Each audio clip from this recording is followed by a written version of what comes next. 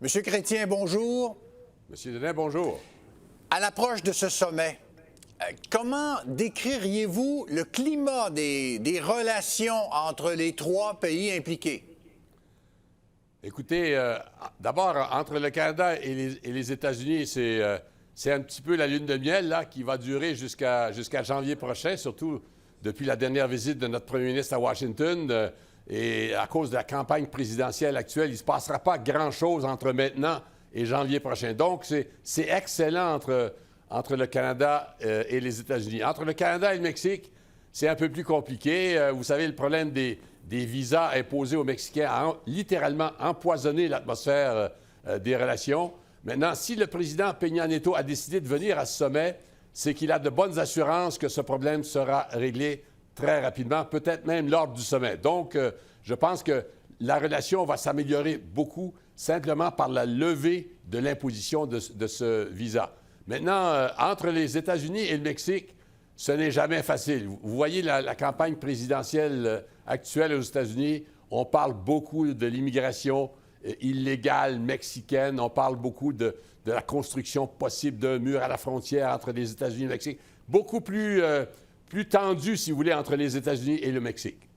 Vous avez été ambassadeur au Mexique, aux États-Unis, pour qu'on dise de ce sommet « mission accomplie ». Ça prend quoi d'abord sur le plan de nos relations avec les Américains? Oh, d'abord, avec les Américains, je pense qu'il y a quelques questions qui seront sûrement abordées. Il y a un litige présentement, celui sur le bois d'œuvre. Bien sûr, nous saurons le 1er octobre si une entente a été conclue. Je sais que les deux gouvernements y travaillent très, très fort ces jours-ci, ces semaines-ci.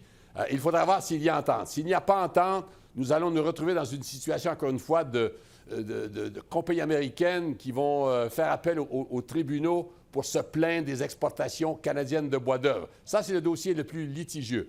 À part ça, je pense que le président Obama va vouloir demander peut-être à notre premier ministre d'être peut-être plus positif concernant l'accord sur le TPP, comme l'on dit communément en anglais, là, l'accord sur le commerce entre les pays du Pacifique. Ça sera une question importante parce que le président Obama y croit beaucoup. Et finalement, les deux hommes, sur le plan bilatéral purement, vont vouloir parler d'énergie, de climat. C'est une grande priorité pour les deux hommes. Et aussi, mais je pense que sur le plan multilatéral plus global, les deux hommes, traditionnellement, lors de rencontres de ce genre, font un tour d'horizon des dossiers chauds de la planète. Ils vont parler encore une fois de l'Iran, de l'Ukraine, du dernier sommet nucléaire tenu à Washington il y a peu de temps. Mais je pense que, et ça, personne ne semble le remarquer, il y a une question là qui est en train de devenir de plus en plus importante. C'est celle de... En fait, je pense que les forces qui sont en faveur de la démondialisation, qui veulent défaire un peu la mondialisation, sont à l'œuvre présentement un peu partout sur la planète. On le voit aux États-Unis. M. Trump a un discours très, très protectionniste. Il est contre l'ALENA, contre le TPP. Même Mme Clinton a un discours très protectionniste. Alors ça, c'est inquiétant. Et je pense que le président Obama croit qu'il a un allié, un ami en la personne du premier ministre Trudeau pour lutter contre ces forces de la démondialisation. Je pense que ce sera un sujet également important. Mais de façon générale, encore une fois, c'est une très, très courte visite. C'est une visite qui va faire partie du dernier périple d'Obama à travers le monde. Il y aura beaucoup de sourires, beaucoup de bonne humeur. C'est vraiment très agréable présentement entre le Canada et les États-Unis. Avec l'arrivée, bien sûr, de Peña Nieto, là, ça va être un petit peu plus serré pour la raison suivante, je pense. Le Canada a obtenu des acquis importants au cours des dernières décennies. L'ALENA, très important pour nous, mais je pense qu'avec ces forces protectionnistes qui seront là, que ce soit Clinton ou Trump, le Canada va devoir être très prudent. Nous ne voulons pas, bien que l'on parle de trilatéralisme, on ne veut pas, nous, Canadiens, s'embourber dans les problèmes du Mexique aux États-Unis. Malheureusement pour eux, malheureusement pour lui, je pense que le Mexique a mauvaise presse, mauvaise image présentement aux États-Unis. Et nous, Canadiens, nous devons être très, très prudents pour ne pas être pris dans ces débats acrimonieux entre Américains et Mexicains.